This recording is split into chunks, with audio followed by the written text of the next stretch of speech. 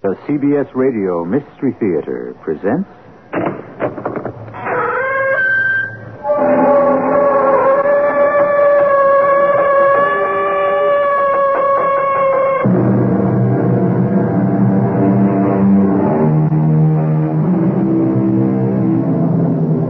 Come in.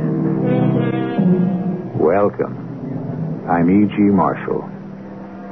The boundaries which divide life from death, said Edgar Allan Poe, are at best shadowy and vague. And who shall say where the one ends and the other begins? Who indeed? Certainly not Mr. Poe when he wrote those sentiments over 100 years ago. And how curiously modern they seem today. Where does life and death begin? And who is to judge? What makes you so sure of yourself, sir? I know what I believe. I know how I was raised. I know my attitude toward life. Is that so?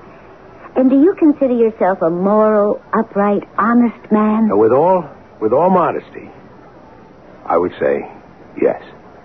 Well, I've only known you for these past few minutes, but I'll make a bet that I could make you cheat on your wife, steal from your boss, and even commit murder during the next 48 hours.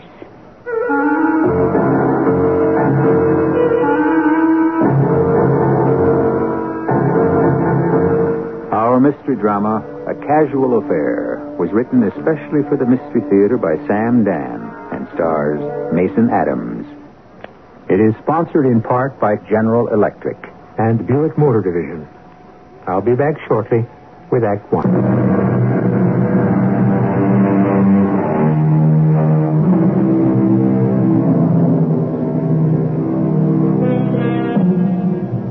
The traveling salesman used to be very much a part of the folklore of America. The traveling salesman, or drummer, as he was also called, was usually brash, gaudy, outrageous in speech and manner. Well, times and types change. Today you have men who travel for their companies who are the very models of conservatism. They wear quiet but expensive clothes. They stop at the best hotels and dine in the most exclusive restaurants. One thing hasn't changed very much, though. It's a lonely job. The nights are too long, almost endless. Richard Pomeroy is 1,000 miles from home. He's waiting to dine alone, sitting at the bar until he will be shown to a table. Sitting next to him is a rather attractive woman of about 30. Richard is a man who doesn't play around. But it shouldn't be implied that he never thinks about it. Very nice. I wonder if she's married. She's wearing a ring. But is it a wet?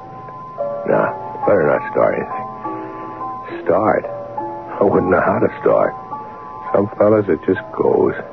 They smile, say care for a drink, and they're home. If I try something like that... All right, the truth is I don't want to try it. I'm just not interested. I've never done anything like it in all the years I've been married. And I don't intend to start now. Look, you want to buy me a drink. Buy me a drink. I beg your pardon? Oh, you've done enough soul-searching. You've made all the normal objections. Are you a mind reader? I'll have a bourbon sour. Bartender, another of the same here? No, I'd say I'm a mouth reader. A mouth reader? Just watch a person's mouth. See how his lips narrow, become tight. He'll bite one of his lips when he's under stress. There are those who bite their upper lip and those who bite the lower. Which type are you? I hadn't thought about it. Well, everybody bites one or the other. You're an upper biter. I've been watching you. I never knew that. Upper biters form the minority. They're usually highly introspective people. Yes, I have been called introspective. Scientifically inclined. So, there might be something to it. I'm an engineer. There you see, proves my theory's correct. No, I don't work as an engineer exactly. I sell motors, but I have to troubleshoot for the entire corporation. Upper biters are also very hard workers. Yes, that describes me all right. My name is Richard Pomeroy. And I'm Cressida Harlow. Cressida? Mm-hmm. Well, that's a most unusual name. That's very pretty. Are you, Am I waiting for anyone? No. I'd love to have dinner with you. Oh. Well, of course. You live here? No, I'm traveling, just as you are. What do you do? What you do? I sell. Market research. Must be a fascinating field. It's a job. Do you really want to talk shop? No, not really. Are you married? Yes. That slight hesitation, as if you weren't sure how you wanted to answer. You're a very disconcerting woman. Life is a disconcerting experience. Are you married? Divorced. Are you, happily married? Yes. I see you had to stop to think again. I wanted to be honest.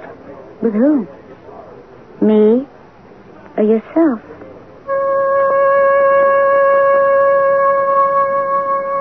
Right now I should run. Run from this place. Go to the airport and get on a plane.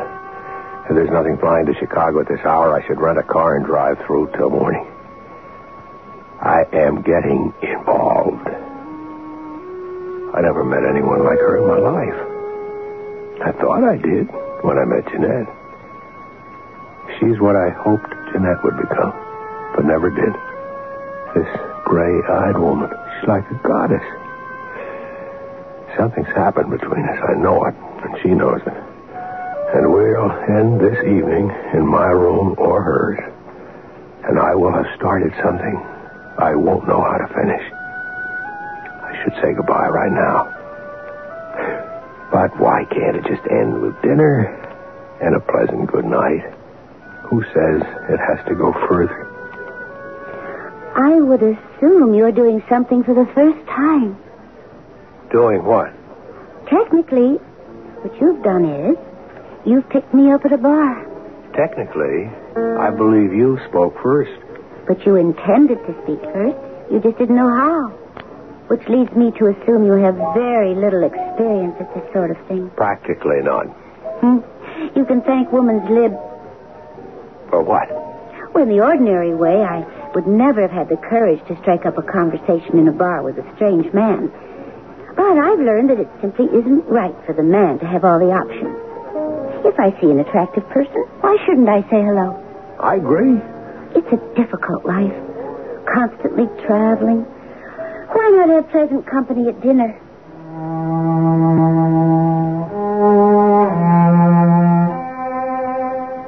Dinner was wonderful. I'd never felt so happy, so excited, so filled with anticipation. She looked more lovely with every passing minute. And I realized it was no longer a question of should I, shouldn't I, but that we would just let things take their proper course. And they did. Our hands met and clasped across the table. And we looked deeply into each other's eyes. The moment had arrived. And the movement was automatic.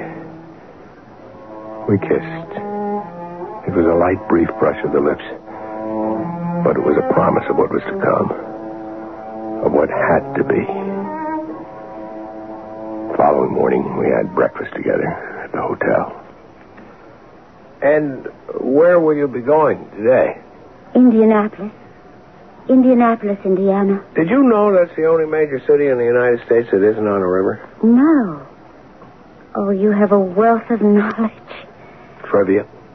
Do you know why, darling? Tell me, darling. Because till now I had nothing better to occupy my time. But now I have you. Mm-hmm. And where are you going? Chicago. Richard, is this goodbye? Do you want it to be? Well, can you ask me that after last night? When can we meet again? Whenever you say. But, darling... Yes? How? How? We can meet whenever we want each other or need each other. All we have to do is board an airplane. But, darling... It's another way of looking at the world, Richard. You see, till now the traveling each of us does was a job. But now it's a joy and a deliverance. It enables us to come together. But I don't see how we... Meet me in San Francisco on Friday. I have no reason to go. Oh, yes, you have. I'm the reason.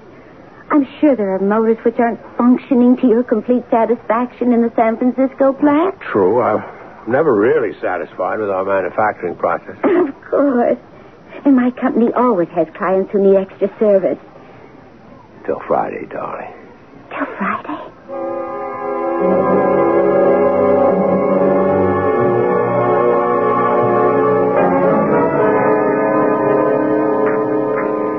Would you care for some eggs, Richard? No, thank you, dear. The Carlins have asked us to dinner. Oh, that's good. I like George and Marie. I know you do. Therefore, I accepted without consulting you. Without consulting me? Mm-hmm.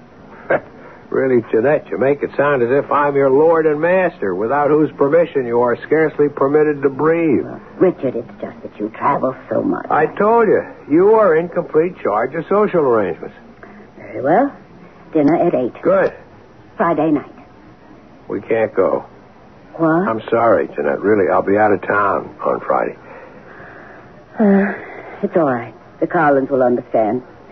It's something everybody understands today. The demands of a man's job.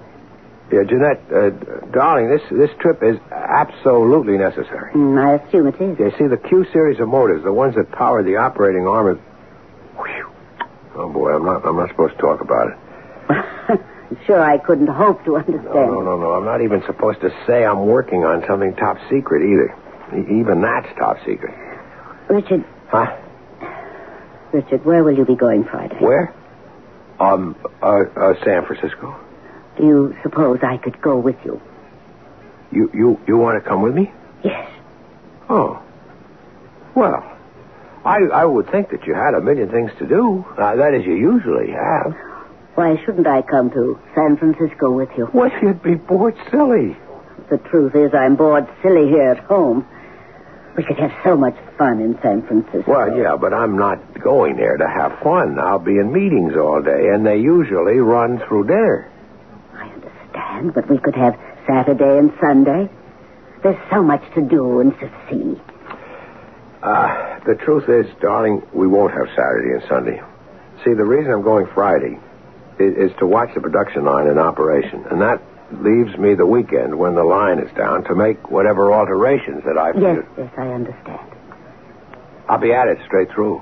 I'll be lucky to finish on Sunday night. Oh. And Monday, of course, I have to be at the office, so what kind of weekend would that be for you? Well, another time. Of course, another time. It was the first time I'd ever lied to Jeanette. I was sorry. Felt badly. As a matter of fact, I was still feeling badly at dinner Friday night in San Francisco with Cressida. You have a guilty conscience. What? How did you know? This is the first time for you again, isn't it? Yes, how about you? Me? Weren't you married? Oh, we grew tired of each other. It had to happen. What do you mean? Well, you change every day. If you're honest, you admit it. But most people don't. They try to hold on to what they were, what they had. So they harden into a mold. Be happy you're breaking out of yours, Richard. I am not sure I follow that. Oh, but you do. You and your wife. You're no longer the same people you were when you met and fell in love and married, are you? No. Then why do you try to hold on to it now? Live now. Love now. Make no promise you cannot keep. Cressida, I promise you. No. You love me now. It's enough. I've never really lived for the moment. But the moment is all there is. I could never give you up. Think, Richard. Didn't you once say something like that to the woman you married? Yes, I may have. But this time I mean it. I could never give you up. You never know, Richard, darling. The time may come when you can't wait to get rid of me. Never. Never is a long time, Richard. And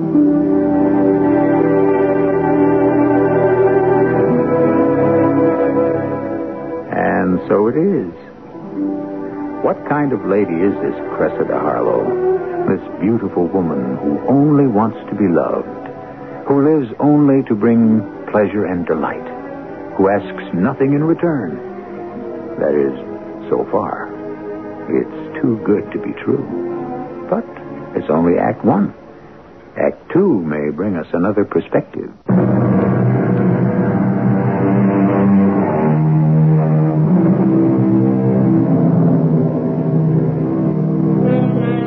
Well, here we have Mr. Richard Pomeroy, an engineer. We mention his profession because engineers are, as a group, serious, sober-minded fellows who weigh and measure and who deal in the sciences. A conservative group, to say the least. Mr. Pomeroy has been married for some 15 years to a very quiet lady, and suddenly he has strayed off the reservation. He has been absolutely knocked off his feet by a woman named Cressida Harlow.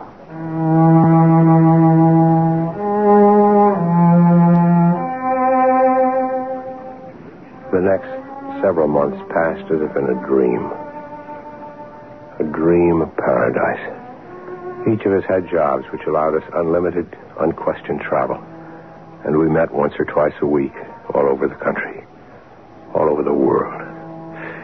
My home was no longer my base of operations. It was merely a place where I had to make certain ritual visits. My true home was with Cressida. And then one morning, Jeanette looked at me.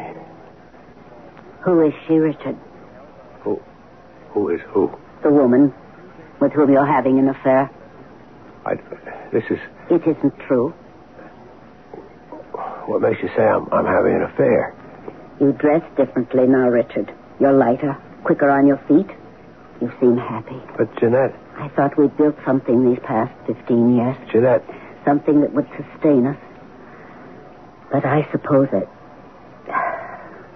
I know I'm no longer young. Jeanette... Do you deny it? Please, darling. Do you want a divorce? I see. You're not that sure of her. What does she want, Richard? You make a very good living, but you don't have what could be considered real money.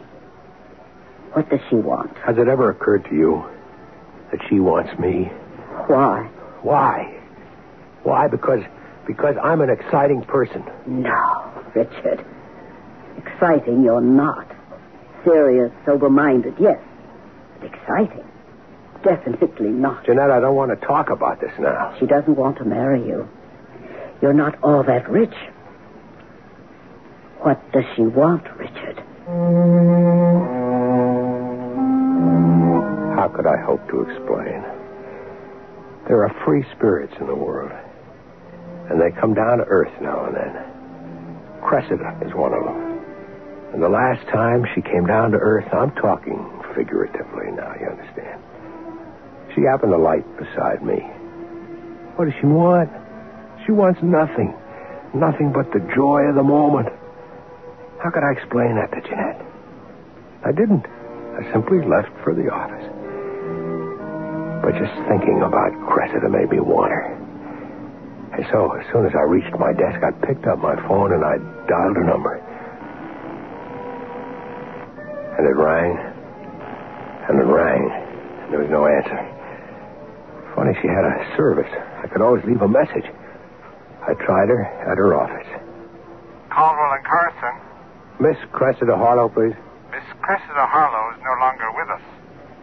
I beg your pardon? Miss Harlow is no longer with us. But where is she? Miss Harlow resigned last week.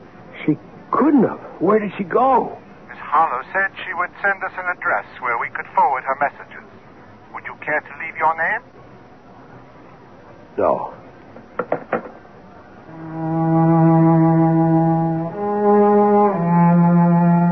I was stunned, shocked. I couldn't imagine what had happened or why. How could she just disappear? I know she had said it would be over one day, but like this, so abruptly? But before I could think it through, I became aware of a man standing next to my desk. How'd you get in here? I walked in. Who are you? I think I better close the door. Hey, what makes you think you can just barge in here? Okay, let's get with it. Never mind how I got in here and what you think you can do about it. I want you to do me a favor. Who are you? You'll be going to Paris next week. Who will be going to Paris? You got to check out the motors in the French factory. I refuse to hear another word. You have no right to be in here. We're engaged in government contracts. You can get a lot of trouble. I'm going to call a guard this minute. Yeah, you do that. You call a guard, and I'll show him this picture. What? And then I'll show him this one. I see. You're not going to call a guard. That's very good thinking. Where did you get The guy who took these photos, isn't he just terrific? He calls it a pictorial essay. Here's you and this gorgeous dame sitting so cozy in this nightclub, and here are you, Romeo, leaning across the table to give her a great big kiss. End of Act 1. Act 2 takes place in the hotel. Where did you get... How did you... Go ahead. Tear 'em up. We have the negatives. This is... Words fail you, huh? Well, they should.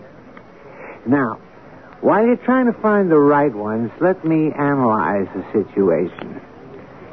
You're being offered a job with my company. A part-time job. It won't interfere with your regular activities. I refuse to... Why do you interrupt? You're sitting there with a bust hand against 4 aces. Now, who are you trying to bluff? You see, Richard, we deliver things from a client in one country to a client in another. Jewels, drugs, for example, negotiable bonds. Begin to get the idea? You can't come in... And we need messengers, the kind of messenger that no customs officer, no cop would ever dream to suspect. I won't do it. You won't, Richard? What can you do? Show those pictures to my wife? Well, she already knows I'm having an affair, so do your worst. Richard, don't make it come to the worst. To think that I actually thought I was in love with that Miss Cressida Harlow. You got to admit she does a great job. Where is she now? We call her Sergeant Harlow. You ever meet a better recruiting sergeant? You've stated your proposition. The answer is no. Ah, you're upset. And I understand. But you'll be in shape to listen to reason in a couple of days. What does she want from you, Richard? I could hear Jeanette's question. It was obvious what she wanted from me. Obvious now. How could such a thing happen to me? I was a foolish, middle-aged man looking for a fling. And the tragedy was, I didn't know I was looking. The marriage was ruined. But at least the damage would stop there. Blackmail. How could they hope to blackmail me? By telling my wife? The fools, didn't they realize I had already lost her? And in the midst of this reverie, the telephone rang. It was the big boss himself. Wanted to see me immediately. Yes, Mr. Darling. Oh, sit down, Richard. Sit down. Now, what did I want to see you about? Let me look it up here. Oh, yes. How is Jeanette? Oh, she's fine. Oh, I'm glad to hear it. She's one of my favorite ladies. There are very few ladies around these days. Lots of women, but very few ladies. Here, yes, here it is. My note. Tell Richard why I won't hire Jim Demarest. You won't hire Jim Demarest? No, Richard, I will not. Well, you asked me for my recommendation. I know I did. He's a first-rate engineer. I'm sure he is. But I always hire the men in my department. You usually do, but we must make an exception. In the case of Jim Demarest, I won't have him in my company. Why, Mr. Darling? Man has no morals. What do you mean, sir? As far as women are concerned. I don't think it's necessary to go into details. But isn't that Jim Demarest's affair? No, Richard. He's a married man with children, and he's a notorious rake. Well, isn't that Word still used today? Well, whatever. But, Mr. Darling, a man's private life... A man who cheats on his wife cheats. It's part of his makeup. If he cheats her, and he's bound to her by the laws of both the church and the state, well, that does sound a bit stuffy, I admit. Well, how else can I put it? At any rate, why shouldn't he cheat me? I'm only his employer. Mr. Darling, good engineers are very hard to find. All good men are hard to find. And this is a hard company to work for. We can only do quality work because we have quality employees. Look for men like yourself, Richard. Honest, loyal, sincere people. You understand? Yes, sir. I understand.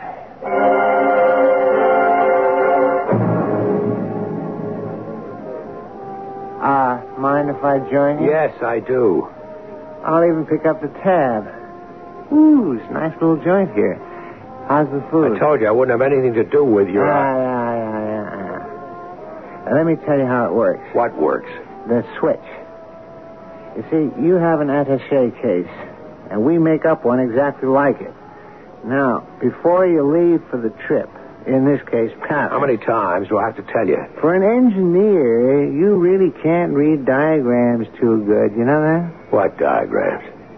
That little pictorial essay. Show it to my wife. It doesn't matter. That's not such a good idea. You see, we thought we'd show it to your boss.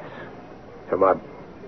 Richard, in all these situations, you always go to the top. That's how to get results. You can't do that. He wouldn't fire you right off, Richard. He'd be very disappointed, and at first he'd start cutting your various responsibilities. And after a while, you'd just have to resign. What do you want from me? Just listen.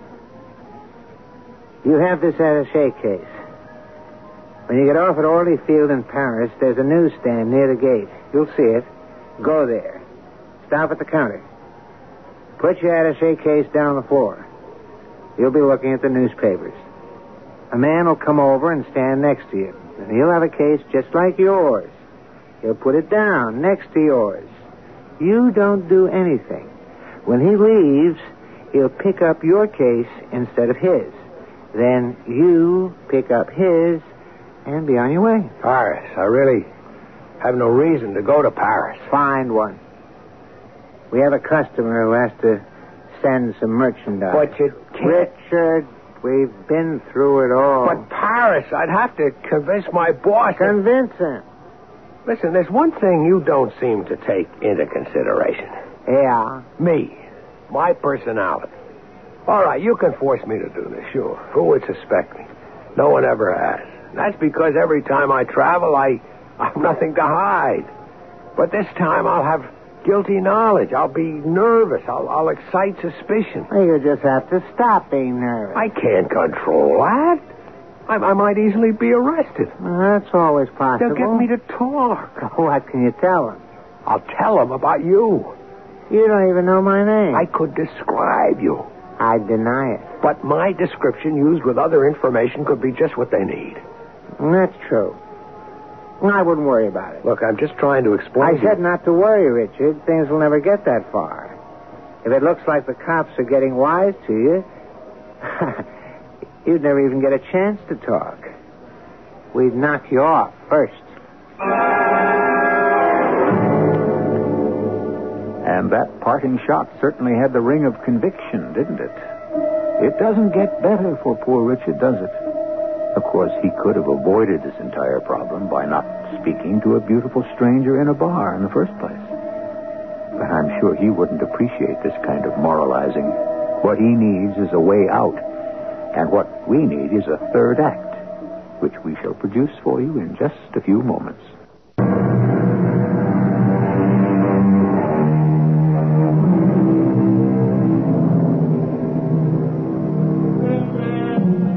If I may paraphrase, some men are born thieves, some become thieves, others have thievery thrust upon them.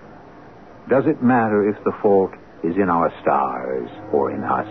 Either way, we pay the price. Paying full price with no hope of rebate or discount is our friend Richard Pomeroy.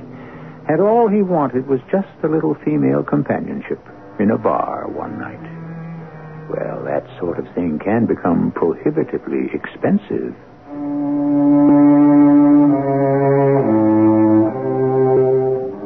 I walked about in a daze. What was to become of me? I was a fool. But to be punished so severely. At home, things had become unbearable. Jeanette, well, she was so understanding, I could kill her. Richard. Why don't you come out with it and tell me you want a divorce? But I don't want a divorce. I've been unfaithful to you. That's true, but is that a reason to divorce you? I should think you'd be furious. I am. I was, but... But what? Well, I have to be practical. Practical? You see, Richard, I can't afford to divorce you. I'm too old. Too old and too insecure to try to be on my own. I'm frightened. At least this way I'm still Mrs. Somebody. But that's wrong. Of course. But it's practical. Practical? Will you be home to dinner tomorrow? No. Where will you be? Paris. Paris? But you hardly ever have to go overseas. I know. It's an emergency at the Paris plant. Let me come with you. Maybe if we could do more things together. Well, What is it, Richard? I can't have you come with me. Oh. Well, I'm sorry I... No. It's not what you think. It's not that at all. Well, then what is it? Well, Richard, tell me. I can't tell you. Don't ask me. You must never ask me. And so, there was no hope. What kind of misfortune was dogging my footsteps? How much worse could things get? He met me at the airport, just a few minutes before the plane was scheduled to take off. Yeah, I figured I wouldn't make it, huh? Listen, have you done what I told you? I think so. Your attaché case, you got nothing in it? No legit papers you're going to need for your job? My case is empty. Oh, that's good. Because this one I got here, this one that's a dead ringer for yours, this one ain't empty. What's in it? Oh, a couple of pads, pencils, magazine, and then there's a little compartment on the bottom. What's in there? What do you care? The less you know, the less liable you are to blow. Hey, that rhymes. Wow. All right, now let's each put our attaché case on this empty seat. And when we get up, I take your empty case and you take my live one. It's like shooting fish in a barrel. Yes. And I felt just like the fish. I took his attaché case and boarded the plane. I thought I'd feel terrified, but surprisingly, I felt nothing. Nothing at all. It was only when the plane touched down that I felt a wave of agitation sweep through me. I knew my entire body was trembling as I approached the customs counter. The officer was a tall, fat man with small eyes and a mean look on his face. He permitted some people to just pass him by. But he looked at me and he made me stop. Bad sign. Could it be my manner? Was he suspicious? He nodded at me to open my baggage. Suitcase I knew was safe. And that inspection took less than a minute, but then he said... The attaché case, monsieur. The attaché case? If monsieur will not object... Object? Well, why should I object? I mean, if I were to object, it would automatically mean that I was hiding something, wouldn't it? It could also mean that monsieur is a fool. Oh, you're absolutely welcome to search this thing as thoroughly as possible. No, you may pass, monsieur. Oh, thank you very much.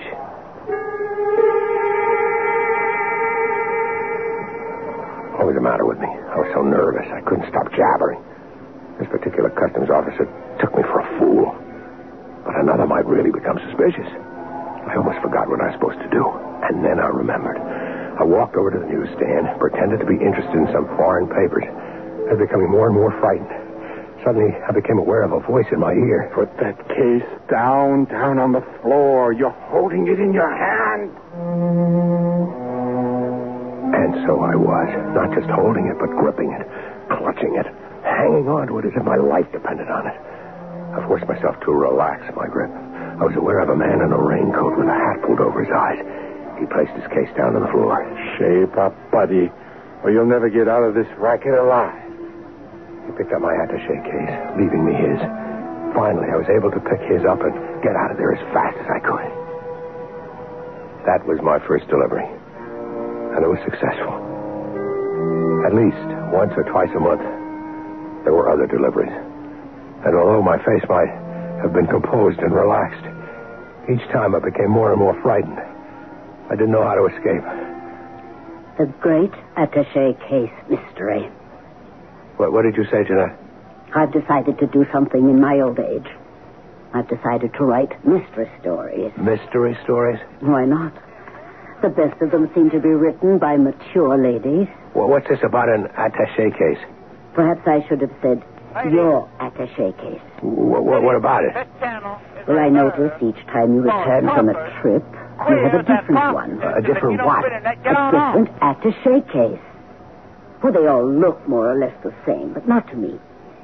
You see, there are minute differences in size, in shade, in the amount of wear. Very trivial differences, but obvious to me. Ask me why. Go ahead. Why?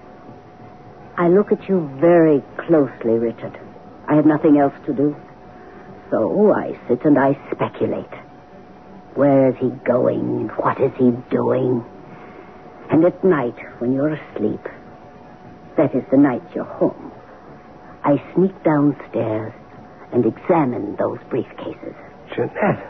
Each briefcase has a secret compartment. Jeanette. And so, I could only deduce that my husband is engaged in smuggling. How did you ever figure that? I'll be honest. Actually, you talk in your sleep. Oh. Darling, let me help you. No one can help me. Oh, Jeanette, I'm so frightened. There are times when I could die of fright. You don't know what it is. Each time I carry that attaché case, I think I'll get a heart attack. Sooner or later, I'll be picked up and go to jail. I'll be disgraced for life. That is, if those people don't kill me first. Let me help you. Help me? How can you help me? We'll go to the police. No! Don't you think I thought of that? What good would it do? We could explain how you were trapped. In return for your cooperation, you'd be set free. It would probably never even be publicized. They can't help me. Even if I get some of them arrested, they could still make sure that Mr. Darling sees those pictures. What pictures? I didn't talk about those in my sleep, did I? No. They're pictures of me, photographs of me with that woman. And so now, I don't suppose... I'll save you, Richard. Jeanette. Anything I say, it sounds so stupid. But I love you. I've been stupid, and I have been selfish. I know. But I love you. I haven't really shown it lately. That's true. What are we going to do? How are we... Let me do this, Richard. I have to do it alone. Do what alone? I'm going to the police. Before I knew what she was doing, she was out of the house. I didn't know what to think. Was she just playing with me? Was she going to turn me in? Was that to be her revenge? No, why did I even think that? But still, after the way I treated her, would she save me? I don't know how long I kept pushing it all around, but after a while she came home. It's fixed. Fixed? What do you mean, fixed? As far as you're concerned, it's all over. Over? Just like that? It will be over after your next job. How? You're not to ask. Just do the same thing you always do. But what's going to happen? You'll see. And I saw. I met him at the airport, as usual, and we chatted, as usual. And then, after each of us had set his attaché case on an empty chair... I must say, Richard, you're getting to be an old-timer. Is that so? Cool. That's you. Oh, really? First couple of times, I thought we were going to lose you. But you like good wine, pal. You're mellow with age. All right, you better beat it. You'll miss your plane. I picked up the wrong briefcase, as usual. And just as I walked away, I turned around to look. I saw some men suddenly converge on him, and they just hustled him out of the terminal. The men did look like police, and I became frightened. Was this how Jeanette would help me? How would this stop them from sending the pictures to Mr. Darling? I worried about it all the way to Paris. And there at the newsstand, I set the attaché case down on the ground.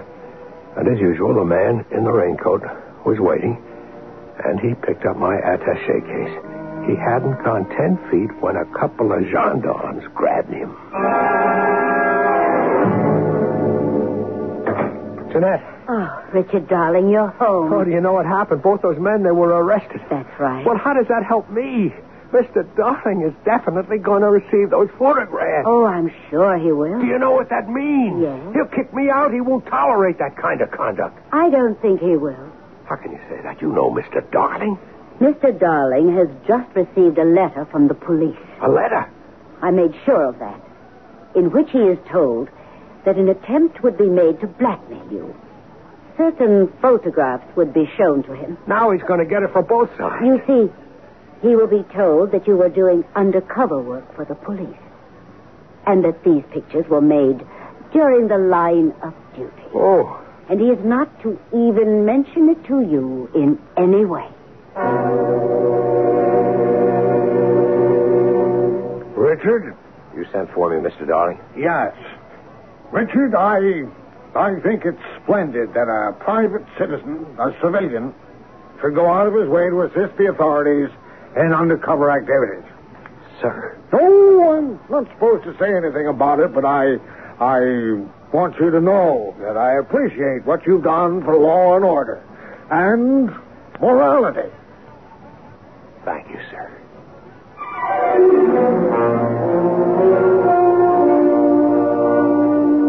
And there the matter must rest. Undercover activities, indeed. I should tell you that Richard and Jeanette lived happily ever after. Richard made that one mistake, and he paid for it. And if some of you think he should have paid more, well, what is it they say about those who reside in glass houses? I shall be back in a few moments. The 1977 Buick Regal. It comes with Buick's terrific V6 engine. It carries 6 people and lots of Buick comfort. It's lean. It's maneuverable in city traffic. It's the most luxurious mid-sized car Buick builds. Yeah, this new Regal is pretty much everything a car should be. Except for one thing. It isn't yours yet. But it can be. Just see your Buick dealer for a test drive. Soon. Just about everyone.